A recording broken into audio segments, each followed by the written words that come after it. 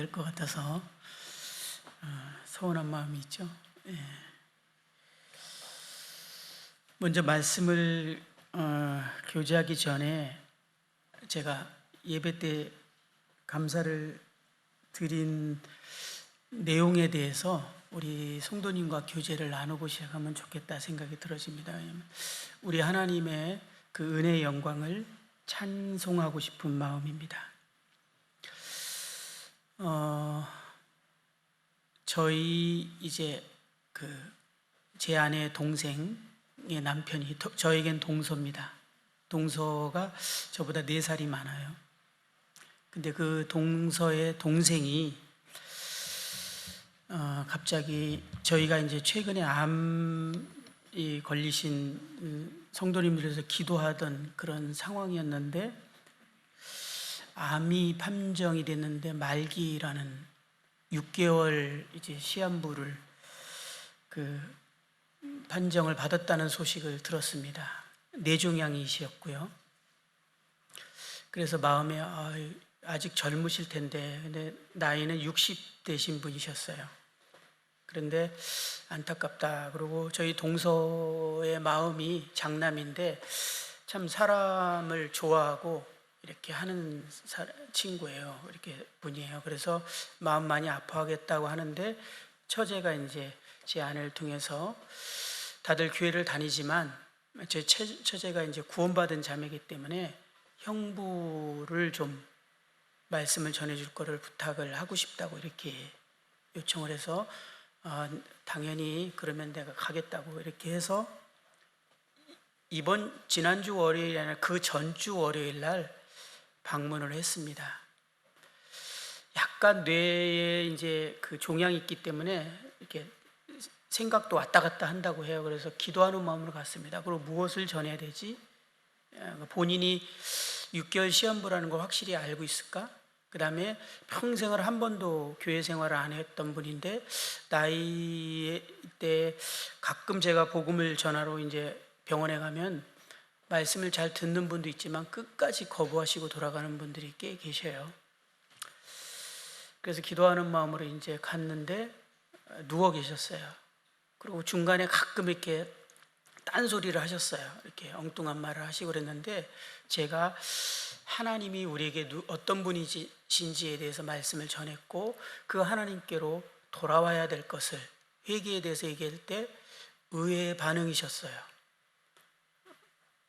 정말 마음으로 받아들이는 게 느껴졌고 하나님께로 돌아가겠다라는 고백을 하는 게 느껴지고 그러면서 제가 그때 말씀을 전하는 입장에서도 이런 경우가 흔치 않은데 60평생을 정말 내 뜻대로 내 마음대로 그냥 살아가다가 하나님을 제시하고 길게 전할 수 없었어요. 생각이 왔다 갔다 하기 때문에 짧은 시간에 전했는데 기뻐하고 그 하나님을 당연히 믿어야죠. 돌아가야죠. 이렇게 고백하는 걸 들으면서 참 하나님 참 놀라우시다. 그러면서 이분은 처음에는 그렇게 생각해서 야 이분은 참 특별하다. 어떻게 이 나이에 이렇게 순수한 분이 있지? 그러면서 제 아내하고 처제하고 얘기하면서 돌아왔어요. 근데 그분이 다음 주에 또 뵈자고 그러더라고요. 너무 감사했어요. 왜냐하면 그때까지만 해도 하나님께 대한 회개가 있었지만 분명한 복음까지 다 들어간 건 아니었거든요.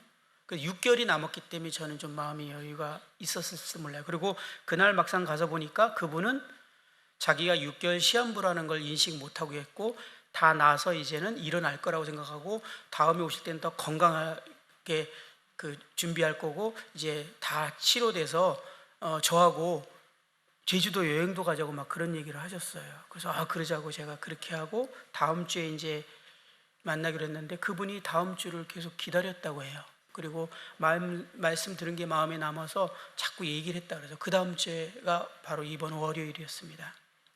제가 지난주에 말씀드린 것에 대해서 말씀드렸을 때 기억하고 있었고 이제 그 하나님께로 돌아와야 될 것과 그 하나님이 자신을께 돌아오는 자를 위해서 하나님이 마련하신 그 죄사함의 길에 대해서 정말 긴 시간을 전할 수 없었기 때문에 전했습니다.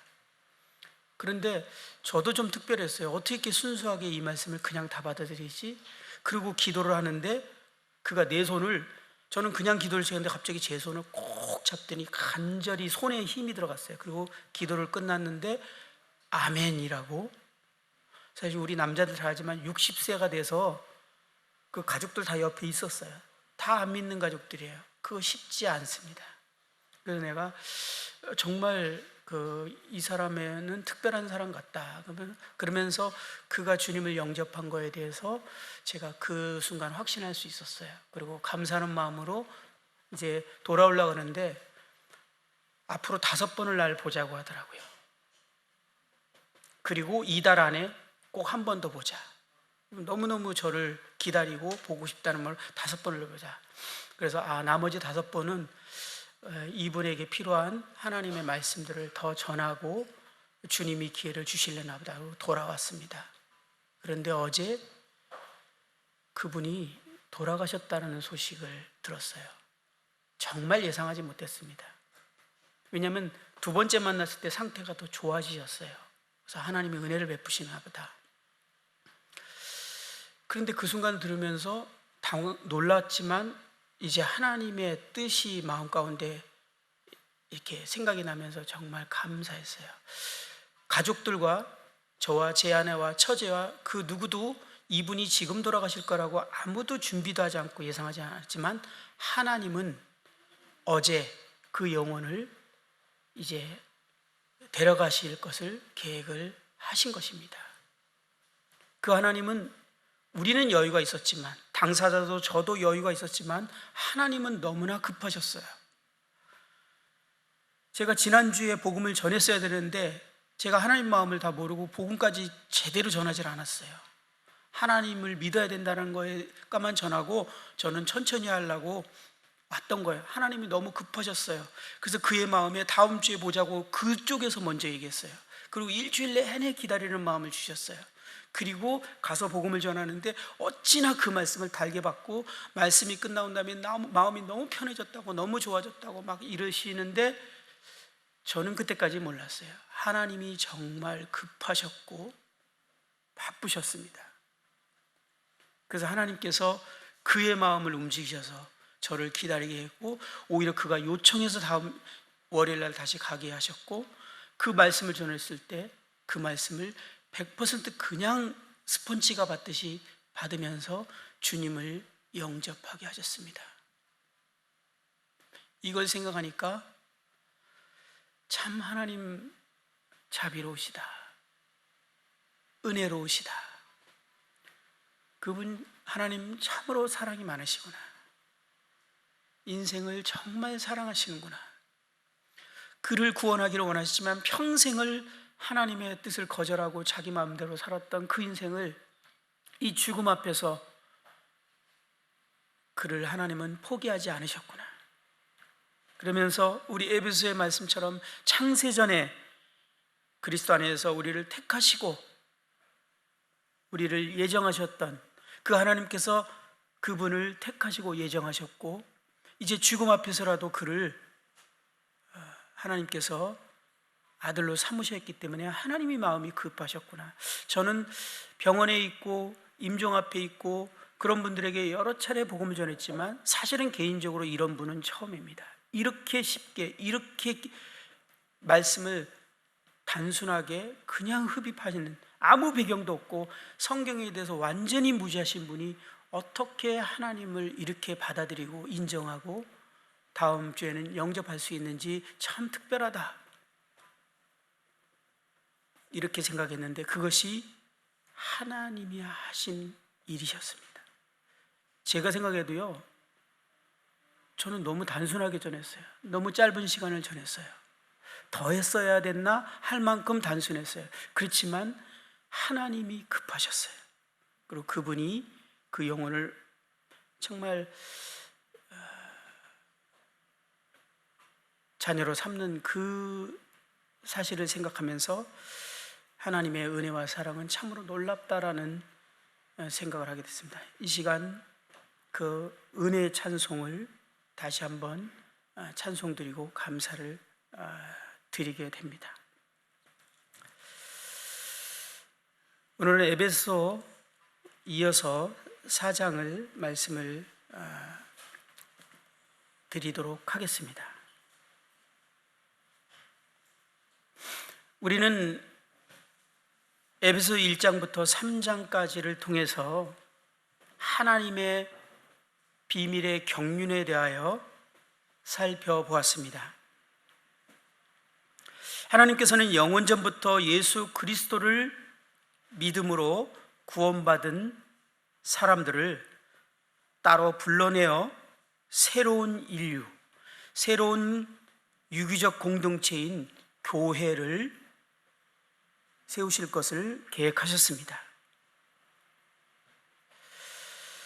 이 교회는 그리스도의 몸으로서 예수 그리스도를 이 세상에 드러내게 하시고, 하나님의 처소인 성전으로서 하나님이 거하시고 활동하심으로 세상의 자신을 이 성도들을 통해서 나타내시고, 하늘에 있는 통치자들과 권세자들에게 하나님의 각종 지혜를 알게 하시고자 계획하셨습니다.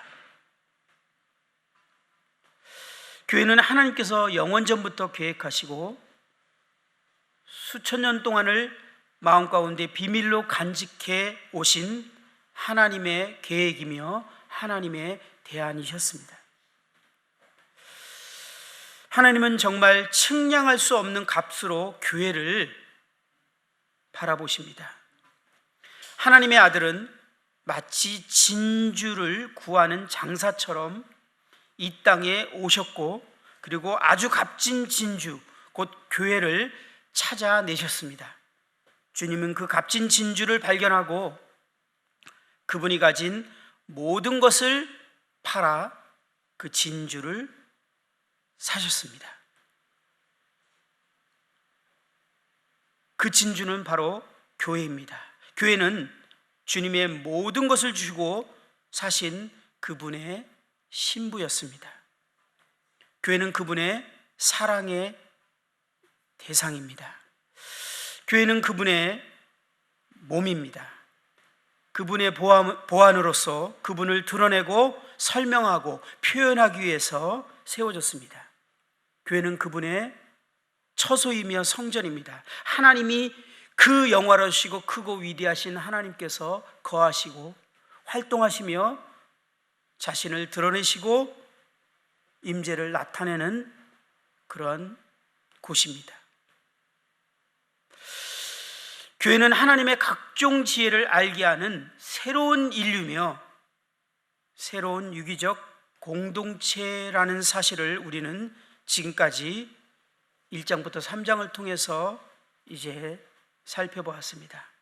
이제 우리는 이 서신의 두 번째 부분을 살펴보고자 합니다.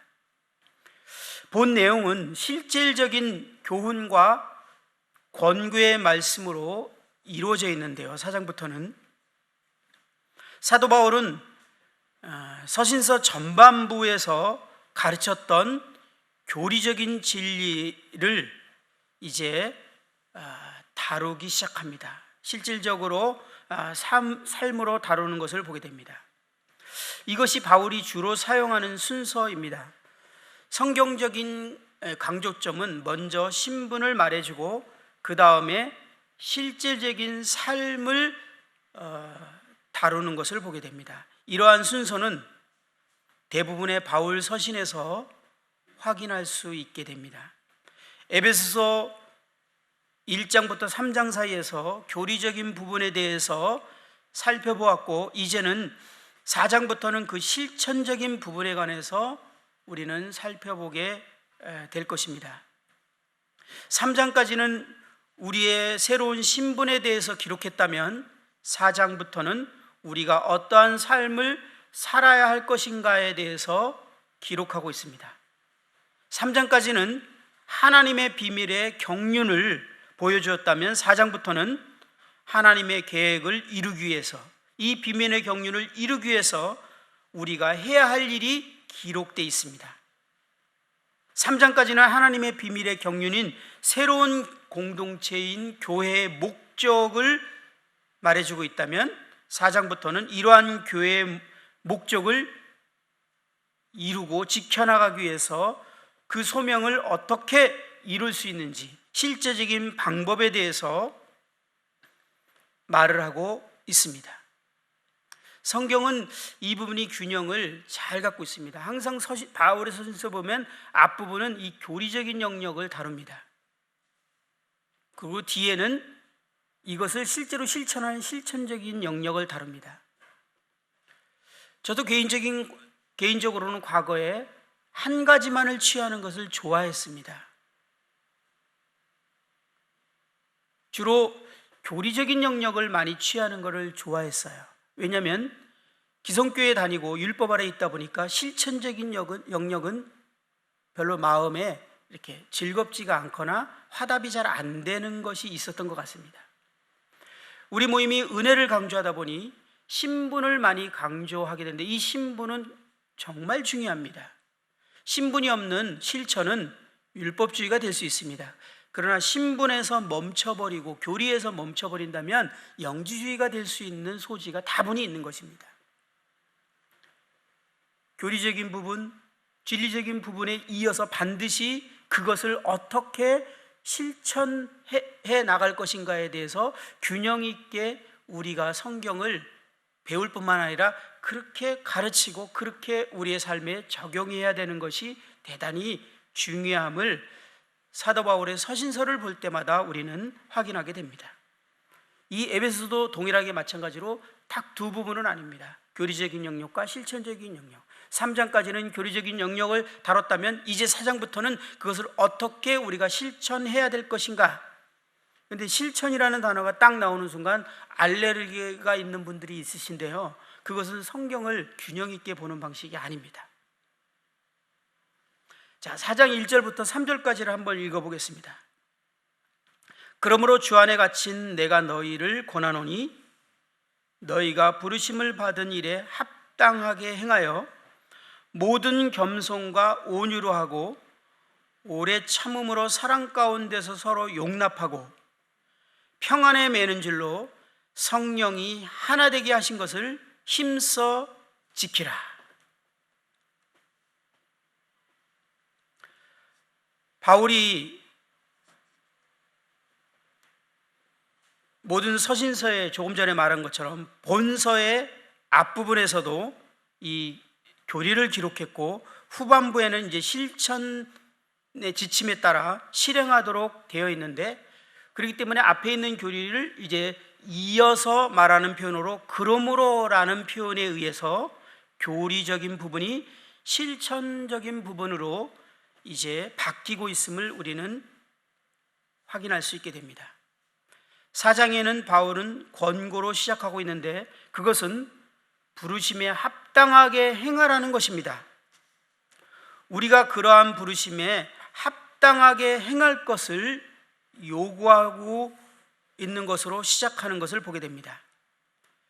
그 내용은 2절과 3절에 이제 이어지는데요, 3장에 보면 그 부르심을 받은 일에 합당하게 행하는 것이 곧 평안에 매는 줄로 성령이 하나 되게 하신 것을 힘써 지키는 것이라고 말하고 있습니다. 우리는 교리적인 부분 이제 1장, 2장, 3장을 통해서 교회가 그리스도의 몸으로서 성전으로서 화목하고 하나 되어야 될 중요성에 대해서 계속 강조하고 있는 것을 우리는 봤습니다. 이제 실천적인 영역에서 실질적으로 이 부르심에 합당하게 행하는 것은 성령이 하나 되게 한 것을 힘써 지키는 것이라고 말하면서 시작합니다. 이 성령이 하나 되게 하신 것을 힘써 지키는 것은 이미 성령이 하나 되게 하셨다라고 말하고 있는데요, 성령님에 의해서 그리스도의 몸을 이루게 하신 지체들의 실제적인 하나됨을 나타내는 것을 말하고 있습니다. 성령으로 말미암아 우리는 신분적으로 관계적으로 정말 우리는 하나가 되었습니다. 그런데 이 하나가 되었다라는 것을 실제적으로 드러내고 나타내고 보여야 된다라는 의미로 말하고 있는 것입니다. 그런데 각 지체들은 우리들은요 서로 다른 배경에서 자랐고 각각 다른 기질과 다른 특성들을 가지고 있는 사람들이 서로 연합이 되었습니다. 그래서 실질적으로 하나 되는 데 있어서 여러 장애 요소, 문제들이 있음을 저희들이 인정할 수밖에 없습니다. 그렇기 때문에 바울은 여기서 힘쓰라, 이렇게 힘써 지켜라 라고 표현하고 있습니다. 여기에 힘쓰다라는 말은 열의를 가지고 최선을 다해서 노력하는 것을 말하는 표현입니다. 이 원어를 그냥 그 문자적으로 그대로 해석하면 부지런함으로 라는 말의 의미를 가지고 있습니다. 이 부지런하게 열의를 가지고 하나됨을 위해서 힘쓰는 것은 성령의 하나되게 하신 것을 유지하고 나타내는 데 있어서 절대적으로 필요한 것을 우리는 인식하게 됩니다. 우리의 신분은요 이미 하나 됐기 때문에 그냥 저절로 하나 돼 있습니다. 그런데 이 하나됨을요 실질적으로 다른 사람이 볼 때도, 우리가 스스로 인식할 때도 실제적으로 가시적으로 그 하나됨이 드러나는 것은 저절로 되지 않고 우리의 이 노력, 부지런히 열정적으로 노력함으로 이것을 드러낼 수 있게 된다라는 것을 말하고 있습니다. 하나님께서는 교회를 조성하시면서 성령으로 말미암아 하나 되게 하신 것을 우리는 어떻게 실질적으로 지켜나갈 것인가를 생각해 보게 합니다. 그 실질적인 지켜나가기 위해서 2절은 절실히 요구되는 하나됨을 지키기 위해서 반드시 필요한 그러한 자질을 말하고 있습니다. 2절을 한번 보겠습니다. 모든 겸손과 온유로 하고 오래 참음으로 사랑 가운데 서로 용납하고 이렇게 말하고 있습니다. 이것이 사도 바울이 에베소 성도들, 그 다음에 소아시아에 이 편지를 읽는 수신자들이 그들 가운데 실현되기를 갈망했던 개개인의 상태였습니다. 우리가 이것을 실현하기 위해서 우리 개개인들이 겸손과 온유와 오래 참음과 서로 용납함이 반드시 우리의 자질이 되어야 된다는 것을 말하고 있습니다. 이것이 우리의 자질이 되지 못한다면 우리는 하나됨을 우리는 알고 있고, 우리가 지체라고 그러고 형제 자매라고 부르지 않습니까? 우리는 가족인지 알지 않습니까? 우리가 지체라고 말하고 있죠. 그래서 형제 자매라는 용칭 자체는 피를 나누는 사이를 말하는 칭호입니다. 그래서 저희들은요 그렇게 부르고 있습니다. 그렇게 인식하고 있습니다. 그럼에도 불구하고 이 자질을 갖추지 못했을 때는 우리는 하나됨을 실현하지 못하게 됩니다. 실질적인 하나됨을 우리는 경험하지 못하게 됩니다. 그래서 이 자질이 그리스도인에게 매우 중요함을 바울은 강조하고 있는 것입니다. 다비는 이렇게 표현했어요. 이런 영적 상태야말로 하나님을 가까이 하고 있음과 영적인 특권들을 실제로 소유하고 있음을 나타내는 참된 열매이다 라고 다비는 말했습니다. 무슨 의미입니까? 이런 겸손과 온유와 오래 참음과 서로 용납함의 이 자질은 구원받지 않으면 가질 수 없는 자질이라고 말하고 있습니다. 구원받은 사람이어야 된다고 합니다. 그것은 기본이고, 뿐만 아니라 구원받은 사람이 하나님과 가까이 하는 삶을, 하나님과 동행하는 삶을 살 때 가능한 자질이라고 말하고 있습니다.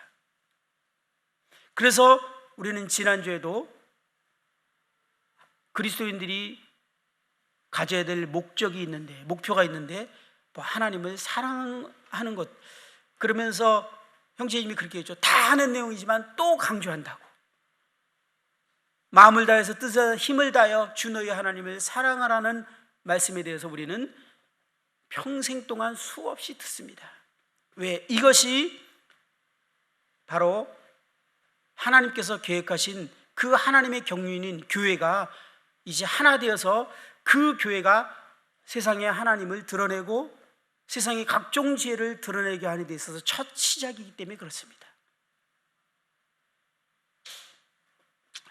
바울이 제시한 4가지의 자질을 우리는 그래서 잠시 한번 알지만 다시 한번 살펴보도록 하겠습니다. 첫째는 겸손입니다.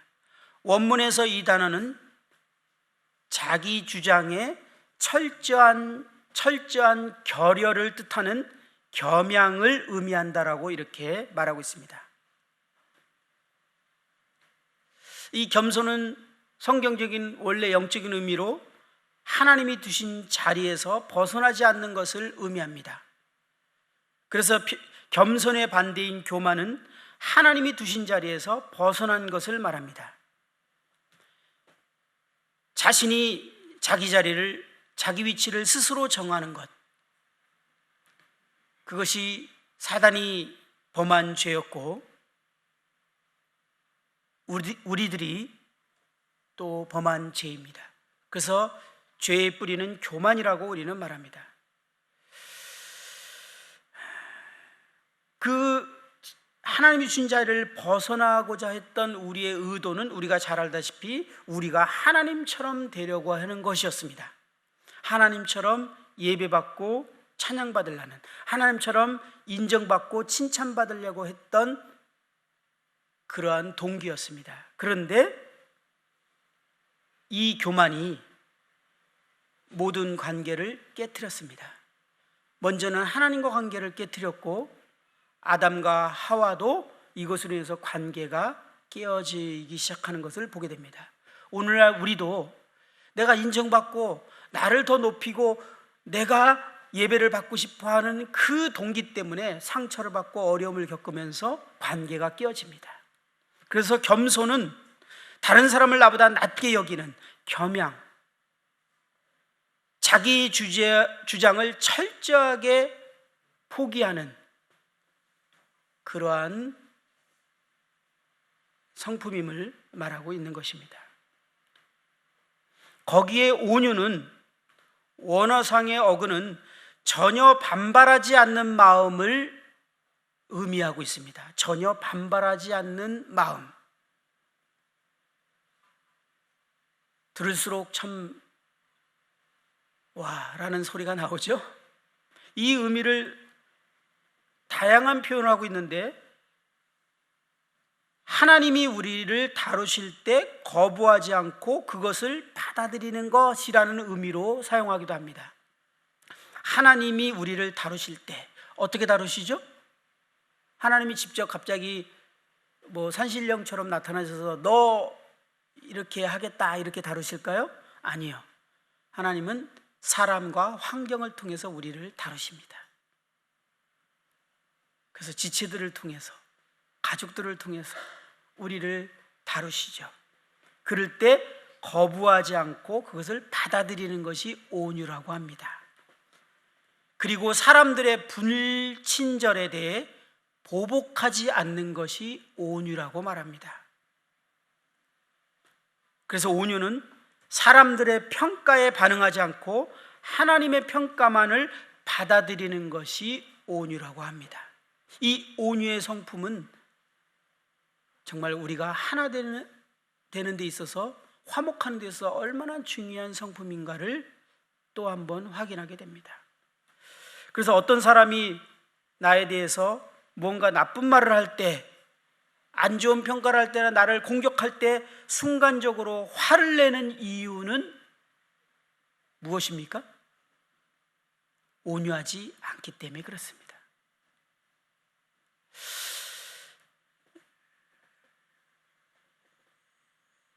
이 겸손과 온유를 생각하면 우리는 마태복음 11장에 주님께서 자신을 표현한 그 유명한 말씀이 떠오르지 않습니까? 29절에는 나는 마음이 온유하고 겸손하니 나의 명예를 메고 내게 배우라 라고 하셨습니다. 주님 그분은 자신을 표현할 때 그분이 나는 온유하고 겸손하다, 이렇게 표현하셨어요.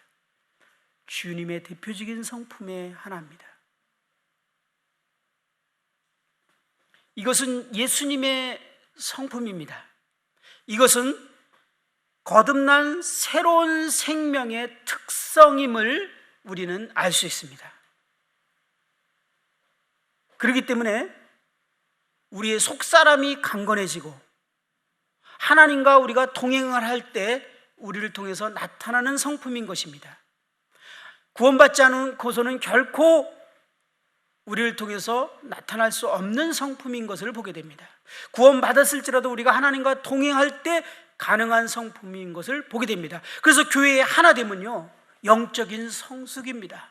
하나님과 동행하는 삶이 우리 각자가 그것을 정말 간절히 원하고 그것을 끊임없이 추구할 때 하나됨은 가능한 것을 보게 됩니다. 신분적인 하나님의 됨은 이미 이루어졌지만 우리가 실질적으로 교회 하나됨을 통해서 하나님의 놀라운 임재를 경험하고 우리를 통해서 세상이 그리스도를 보게 되는 이 놀라운 경험들은, 새로운 영혼들이 우리를 통해서 더해지고 구원받는 놀라운 역사들은 사실은 우리 안에 있는 그리스도의 생명의 이 새로운 성품이 발휘될 때 가능하다는 것을 우리는 확인하게 됩니다. 이것은 그리스도의 성품이에요. 이러한 성품은 다비가 말한 것처럼, 또 주님께서 직접 말씀하신 것처럼 주님께 굴복하고 주님과 가까이 하고 있음을 나타내는 열매라는 것을 우리는 기억해야 합니다. 그래서 주님은 열매를 보아 나무를 안다라고 말씀하신 것에 우리는 도전을 받게 됩니다. 우리가 주님과 동행한다고, 주님과 함께한다고 말하지만 우리의 열매가 이 겸손과 온유로 나타나지 않는다면 그것은 자신이 속고 있거나 위선자인 것입니다. 그 다음은 오래 참음입니다. 이 오래 참음은 문자적으로 평온한 자세로 견디는 것. 정말 어렵습니다.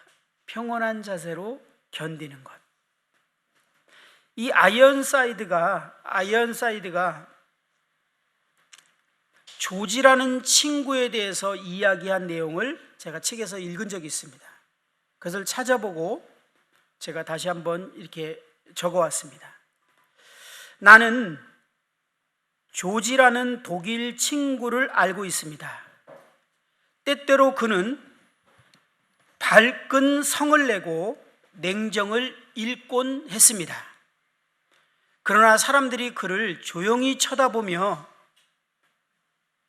그에게 말하기를 옛날 조지가 말하는 것이냐 아니면 새 조지가 말하는 것이냐 라고 말하면 그는 언제나 냉정을 되찾았습니다. 그리고 그는 그 순간 그의 눈에서는 눈물을 흘리며 이렇게 대답하곤 했습니다. 그것은 옛날의 조지입니다. 새로운 조지는 절대 그렇게 행동하지 않습니다. 나는 그 옛날의 조지를 죽여야 하고 그에게 형벌을 가해야 합니다. 그는 그렇게 행동할 권리를 갖고 있지 않습니다.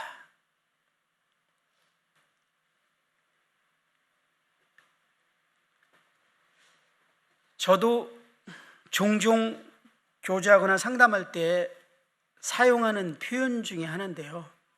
어떤 지체가 어려움을 겪고 또 특별히 이제 화가 나 있거나 상처를 받았거나 어려움이 있을 때 교제를 하다가 이런저런 교제하다가 이제는 더 이상 이런 대화로 안 되겠구나, 마지막 질문을 해야겠구나 라고 제가 하는 질문이, 그게 형제님 자매님의 진정한 자기입니까? 아니면 구원받은 나입니까? 아니면 십자가에 못 박아 죽은 나입니까? 라는 질문을 합니다.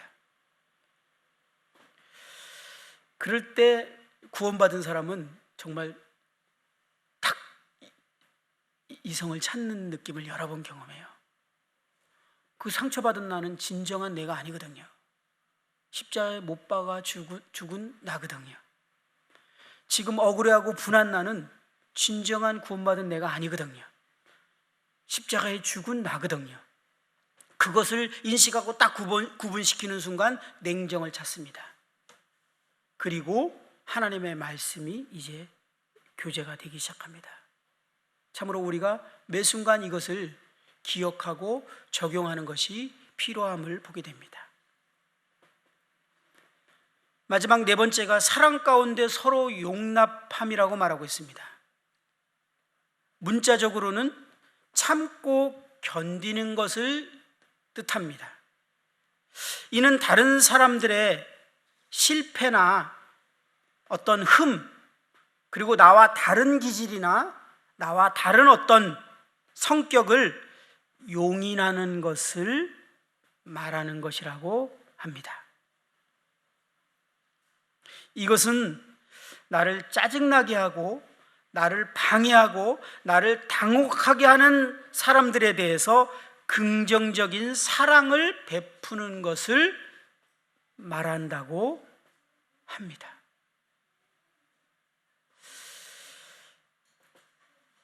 우리는 이 네 가지 상황을 들을 때 이것은 그리스도의 성품인 것을 쉽게 인식할 수 있게 됩니다. 구원받지 않은 육신은 결코 할 수 없는 어떤 것인 것을 우리는 느끼게 됩니다. 이것은 다비가 말한 대로 우리가 그리스도의 생명을 가지고 있고 하나님과 동행하고 있을 때만 가능한 것임을 보게 됩니다. 그래서 우리가 하나님과 동행하지 않게 되면요, 하나님과 동행하지 않는 사람들이 모이는 모임은요, 그 그룹은요 결코 화목할 수 없고 하나 될 수 없는 것을 우리는 이 말씀을 통해서 확인하게 됩니다. 우리가 정말 하나님께서 영원전부터 마음에 품고 계셨고 수천 년 동안에 마음에 품고 계셨던 비밀이었고, 그 비밀인 이 경륜이 바로 교회라는 사실, 그리고 이 교회를 통해서 하나님은 정말 놀라운 뜻을 품고 계시고 그것이 참으로 놀랍고 위대하다는 사실을 우리가 인식하고 깨달은다면, 이 하나님의 뜻이, 하나님의 계획이 이 교회를 통해서 이루어질 것을 우리가 소원을 갖게 되고 그것이 우리의 비전이 될 것입니다. 이것이 우리의 소망이고 우리의 비전이 된다면 우리가 해야 될 일은, 이제 우리 개인이 해야 될 일은 단순해집니다. 바로 하나됨을 지키기 위해서 힘쓰는 거라는 겁니다. 그리고 나머지 일은 하나님이 하시는 것입니다. 우리가 하는 것이 아니에요. 사실은요, 이 4장의 뒤에 이어지는 내용은요, 하나님이 우리 가운데 임재해서 우리가 하나님이 우리의 임재 활동을 막 하기 시작할 때 나타나는 것들이 뭐냐면 은사라고 말하고 있어요. 이제 우리를 통해서 은사들이 나타나기 시작합니다. 이 4장이 이어지는 내용이에요. 그러면서 놀랍게 복음을 전하는 은사와 인사들이 나타나면서 이 교회를 통해서 사람들이 하나님의 역사를 보는 겁니다. 하나님의 살아계심과 그 능력들을 사람들이 경험하게 됩니다. 우리도 경험하게 됩니다. 그런데 그렇게 하나님의 임재의 역사가 나타나기 위해서 먼저 전제 조건은 뭐냐면 우리가 서로 화목해야 된다는 것을 강조하고 있는 거예요. 우리가 하나 되어야 된다는 것을 강조하고 있는 거예요. 그 하나됨을 위해서 바울은 3장 마지막에 간절히 기도했어요. 우리의 속사람이 능력으로 강건해진 것을. 그 능력으로 강건해지는 것이 무엇입니까? 그리스도의 성품으로, 그리스도로 말미암아 살아가게 되는 것입니다. 그것이 겸손과 온유와 오래 참음과 서로 용납함입니다. 우리의 마음 가운데 그것이 정말 하나님의 뜻이고 하나님이 간절히 원하는 비전이라는 것을 인식했다면, 그 하나님의 열정이 우리 마음 가운데 전이됐다면, 그것이 우리의 소망으로 바뀌었다면 우리는 하나 되기를 위해서 힘써야 합니다. 그러기 위해서 우리에게 반드시 가져야 될 자질은 겸손과 온유와 오래 참음과 용납이라는 것입니다. 이것을 위해서는 우리는요, 하나님과 동행해야 합니다. 집중하도록, 아니면 제가 목소리가 너무 커서 얘가 감당이 안 돼서 그러든지 둘 중에 하나인 것 같습니다. 다시 한번 우리가 생각을 집중하고, 이 하나님께서는 영원전부터 이것을요 그분의 마음의 비전으로 품으셨다라는 거예요. 그리고 이것이 실패되지 않도록 마음에 깊이 비밀을 감직하셨다라는 거예요. 그리고 이제 사도 바울을 통해서, 이 사도들 통해서 이 하나님의 마음에 품은 이 비전이 드러났습니다.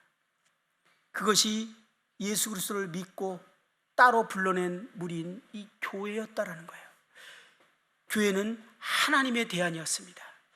사람들에게 자신의 살아계심과 어떠함을 드러내는 그러한 도구였습니다. 그리고 하나님께서 이 교회를 통해서 세상 모든 사람들이 하나님을 알고 하나님께로 돌아오기를 원하셨습니다. 그것을 통해서 이 교회 지체를 통해서 하나님이 은사를 주시기로 결정하셨습니다. 그런데 그 모든 조건이 먼저 서로 화목하라는 것입니다. 하나 되라는 것입니다. 그래서 하나님께서는 우리에게 이러한 자질을 요구하고 있는 것을 보게 됩니다.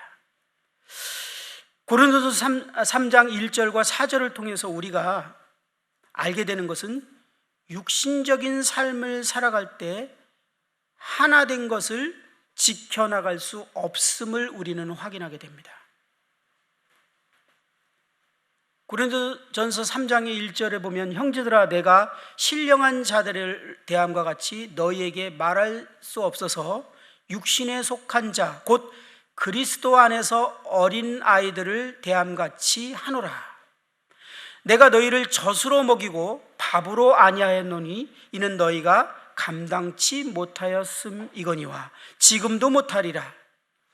너희는 아직도 육신에 속한 자로다. 너희 가운데 시기와 분쟁이 있으니 어찌 육신에 속하여 사람을 따라 행함이 아니리요. 어떤 이는 말하되 나는 바울에게라 하고 다른 이는 나는 아볼로에게라 하니 너희가 육신의 사람이 아니리요. 우리는 이 말씀을 통해서 분리와 분열은 육신의 특징임을 알게 됩니다. 분리되고 분열하는 것은 영적 어린아이의 특징이라는 것을 우리는 확인하게 됩니다. 하나님은 교회를 조성하시면서 인간사에 있어서 가장 큰 분리, 즉 유대인과 이방인들 사이에 있었던 장벽을 무너뜨려 주셨습니다. 그리고 그들을 그리스도 안에서 하나가 되게 하셨습니다.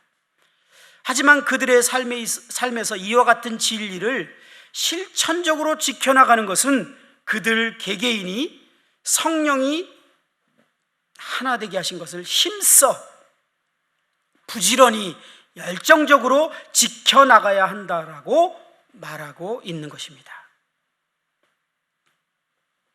유대인과 이방인은 하나님으로 말미암아 그리스도 안에서 하나가 되었으므로 하나된 행동을 통하여 그 영적 하나됨을 드러내야 하는 것처럼, 저희들도 각각 다르고 다른 배경에서 살았고 성격도 다르고 취향도 다르고 모든 것이 다르지만 하나님께서 우리를 성령으로 하나 되게 하셨다라는 이 진리를 이제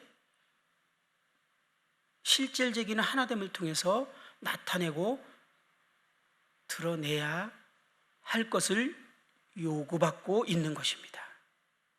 이것이요, 쉽지 않고 얼마나 어려운 일이고 자기를 부인해야 되고 십자가를 져야 되는 일이며 하나님과 동행하고 성숙을 추구해야 될 일인지 우리는 잘 알기 때문에, 아니 하나님께서 잘 알기 때문에 이것들을 행할 수 있는 모든 능력들을 우리에게 주신 것입니다. 그래서 4절과 6절은 이 하나됨을 힘써 지켜나가기 위해서 그 이유와 다른 이유와 동기를 더 바울은 제시하면서 우리로 하여금 이 하나됨을 힘써 나가기 위한 그런 노력을 도와주고자 하는 마음이 실려 있음을 보게 됩니다. 4절에 보면 몸이 하나요 성령도 한 분이시니 이와 같이 너희가 부르심의 한 소망 안에서 부르심을 받았느니라. 주도 한 분이요 믿음도 하나요 세례도 하나요 하나님도 한 분이시니 곧 만유의 아버지시라. 만유에 계시고 만유를 통일하시고 만유 가운데 계시도다. 여기서 바울은 이 편지를 읽는 수신자들에게 큰 동기부여를 해주고 싶었습니다. 그래서 너희들이 하나가 되어야 될 이유를 얘기하고 있는 것을 보게 됩니다. 또 다른 이유입니다. 그리스도인들의 연합의 기초가 되는 7가지 사실에 대해서 기록한 것을 우리는 보게 됩니다. 우리가 어떤 것을 반드시 이루어야 될 무언가가 있다면 그 일에 대해서는 우리가 그 이유와 동기가 중요합니다. 그 반드시 이루어야 할 그 무엇이 힘들고 대가가 크다면 더더욱 우리에게는 더 큰 동기와 이유가 필요합니다. 바울이요 이런 식으로 성경을 삼일체 하나님에 대해서 쭉 표현하면서 이렇게 표현하는 장면이 여기 외에는 없습니다. 바울은 이 앞부분의 하나됨을 강조하면서 우리가 성령이 하나 되게 하신 것을 힘써 지켜야 됨을 말하면서 그것에 대해서 우리에게 더 동기부여를 해서 힘써야 될 이유에 대해서 우리가 인식하도록 이 말을 표현하는 걸 볼 때 바울이 얼마나 교회가 하나됨에 대해서 간절한 마음으로 표현하고 있는지 저는 느끼는 것 같습니다.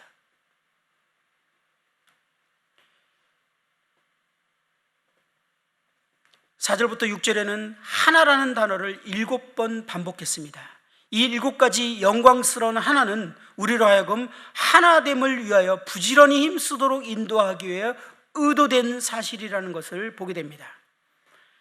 그 첫 번째는 몸이 하나라는 것입니다. 그리스도인들은 서로, 심지어는 민족이나 피부 색깔이나 국적이나 문화나 언어가 다르더라도 오직 한 몸을 이루고 있다라는 것을 말하고 있습니다. 저희는 한 몸입니다. 뗄래야 뗄 수 없는 한 몸인 것을 말하고 있습니다.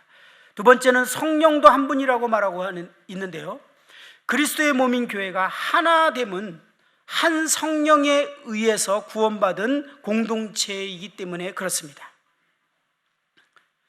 다시 말하면 유대인이나 헬라인이나 종이나 자유자나 다 한 성령으로 세례를 받아 한 몸이 되었다라고 성경은 말하고 있는 것처럼 우리도 한 분 성령에 의해서 한 몸이 되었습니다.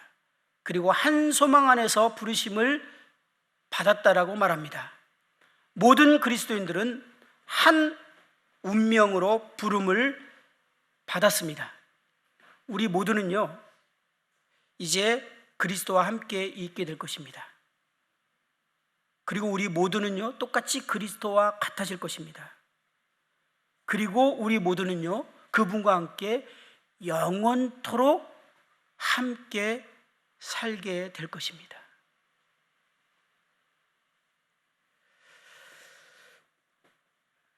(5절에는) 주도 한 분이시요 믿음도 하나요 세례도 하나라고 말하고 있습니다. 모든 성도님들, 아니 우리들이 주는 오직 예수 그리스도 한 분이십니다. 우리의 주님은 오직 예수 그리스도 그분 한 분이십니다. 우리는 한 분 예수 그리스도께만 충성을 맹세한 사람들입니다. 우리의 주인은 그분 한 분입니다. 우리가 충성을 맹세한 분은 그분 한 분입니다. 우리는 동일한 주님을 섬기고 있고 동일한 충성을 맹세한 한 분을 섬기고 있는 것입니다. 그리고 우리의 믿음도 하나라고 말하고 있습니다. 우리 모든 그리스도인들은 십자가에 죽으시고 부활하신 한 분 예수 그리스도, 바로 그분만이 우리의 믿음의 대상임을 말하고 있습니다. 세례도 하나라고 말하고 있습니다. 모든 그리스도인들은 침례를 통해 주님의 죽으심과 장사진행과 부활하심에 함께함을 고백한 사람들이며 이 침례 때 동일한 아버지와 아들과 성령의 이름으로 침례를 받은 사람들입니다. 그리고 마지막으로 하나님도 한 분이시라고 말하고 있습니다. 모든 그리스도인들, 우리는 오직 한 하나님 그리고 한 아버지를 모시고 있는 한 아버지의 자녀들입니다. 저희들이 한 아버지를 모시고 있는 자녀들이라면 때로는 그 자녀들이 다투기도 하고 어려움도 있지만 금방 화해하지 않습니까? 그리고 다시 관계를 회복합니다. 바울은 이러한 7가지의 이유를 통해서 우리가 하나됨을 힘쓰고 하나됨을 열정적으로 부지런히 하나되기 위해서 노력할 것을 말하고 있는 것입니다. 저는 이 말씀을 이렇게 준비하면서 주님이 마지막에 십자가에 달리시기 전에 유언처럼 기도했던 기도 내용이 다시 생각이 났습니다. 요한복음 17장 말씀을 보면서 마무리할까 하는데요. 요한복음 17장입니다.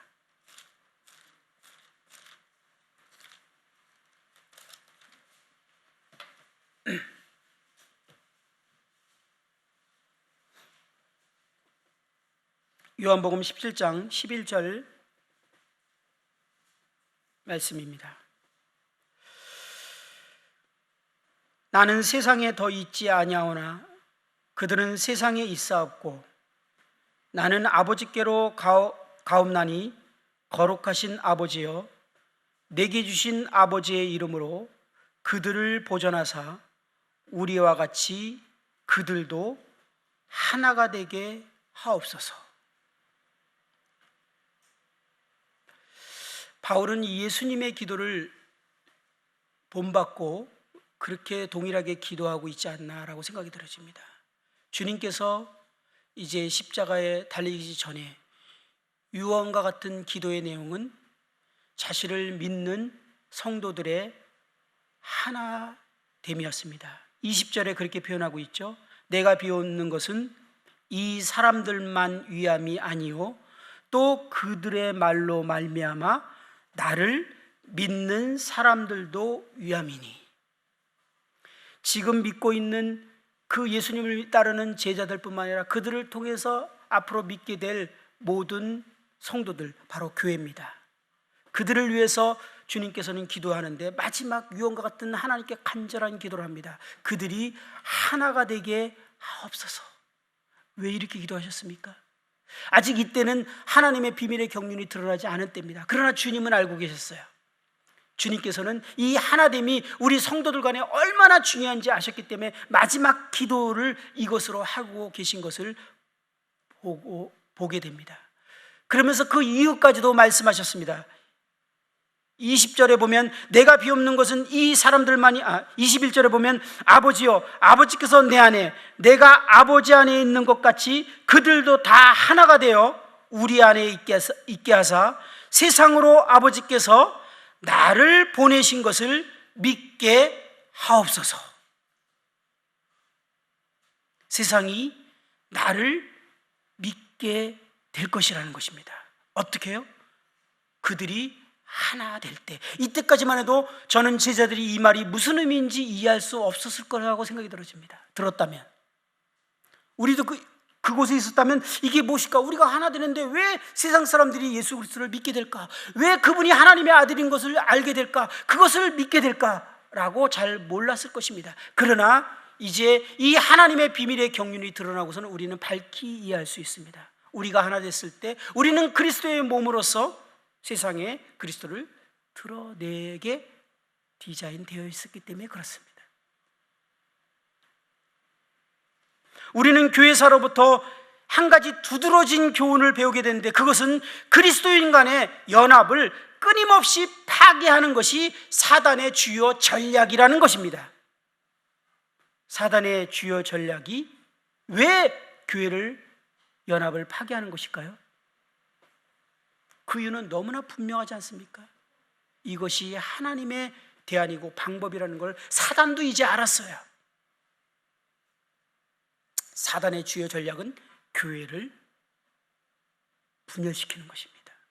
하나됨을 깨트리는 거예요. 사단은 이것을 위해서 모든 열정과 힘쓰고 부지런히 일하고 있습니다. 설렁설렁 일하고 있지 않아요. 사단은요, 힘써서 열정적으로 부지런히 이 일을 하고 있어요.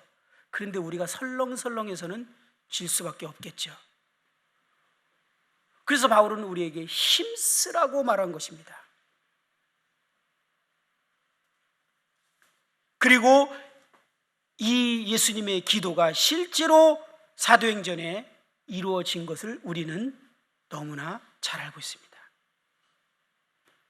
사도행전 2장 44절 46절에 보면 믿는 사람들이 다 함께 있어 모든 물건을 서로 통용하고 또 재산과 소유를 팔아 각 사람의 필요를 따라 나눠주며 날마다 마음을 같이하여 성전에 모이기를 힘쓰고 집에서 떡을 떼며 기쁨과 순전한 마음으로 음식을 먹고 라고 표현을 한 이후에 그 결과는 온 백성에게 칭송을 받으니 주께서 구원받는 사람들을 날마다 더하게 하시니라 라는 결론을 얘기하고 있습니다. 열매를 얘기하고 있어요. 그들이 정말 날마다 모이기를 힘썼고 서로 하나됨을 힘썼습니다. 사단은 이 상황을 통해서 우리의 하나됨과 모이기를 힘쓰는 것에 대해서 철저하게 무너뜨리고 우리가 습관화되고 모이지 않고 영상으로 하는 것을 편안하게 만들 것이고 하나됨에 대해서 우리로 하여금 이제 긴장을 풀게 할 것입니다. 그러나 우리는 이때 마음의 준비를 해야 합니다. 이제 우리가 모일 수 있는 기회가 하나님이 허락할 때 우리는 모여야 하고 그때 우리는 힘써서 하나됨을 위해서 힘써야 할 것입니다. 사도행전 4장에도 32절에 보면 믿는 무리가 한 마음과 한 뜻이 되어 라는 표현을 한 이후에 33절에 보면 사도들이 큰 권능으로 주 예수의 부활을 증언하니 무리가 큰 은혜를 받아 라고 표현하고 있습니다. 큰 무리들이 주께 돌아왔습니다. 5장에도 믿는 사람들이 다 마음을 같이하여 솔로몬 행각에 모이고 12절에 이렇게 표현하고 있습니다. 그 다음에 13절에 그 나머지는 감히 그들과 상종하는 사람이 없으나 백성이 칭송하더라. 14절에는 믿고 주께로 나오는 자가 더 많으니 남녀의 큰 무리더라. 하나님이 영원전부터 품고 있던 비밀의 경륜이 이제 열매를 맺는 순간입니다.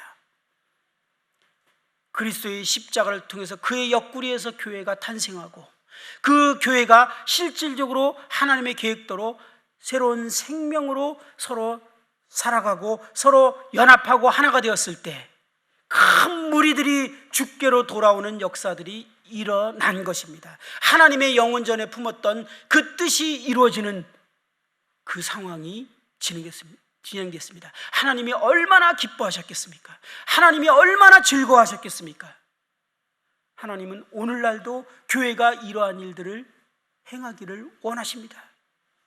하나님이 교회를 세우신 목적이 그것이라는 것입니다.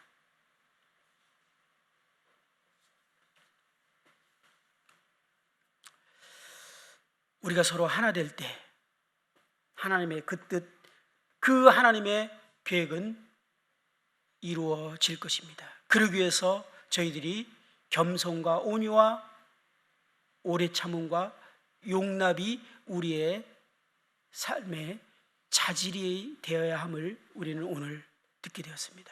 그것을 위해서 우리는 하나님과 동행하기를 힘써야 할 것에 대해서 우리가 들었습니다. 우리 각자 개인이 이러한 노력들을 하나님 앞에 하게 될 때 하나님의 일은 하나님이 하실 것입니다. 우리가 생각지 못한 놀라운 일들을 하게 할 것입니다. 그분이 그분의 뜻을 그분의 능력으로 성취하실 것입니다. 그것을 위해서 우리에게 요구하는 것은 우리가 하나 되라는 것입니다. 함께 기도하겠습니다.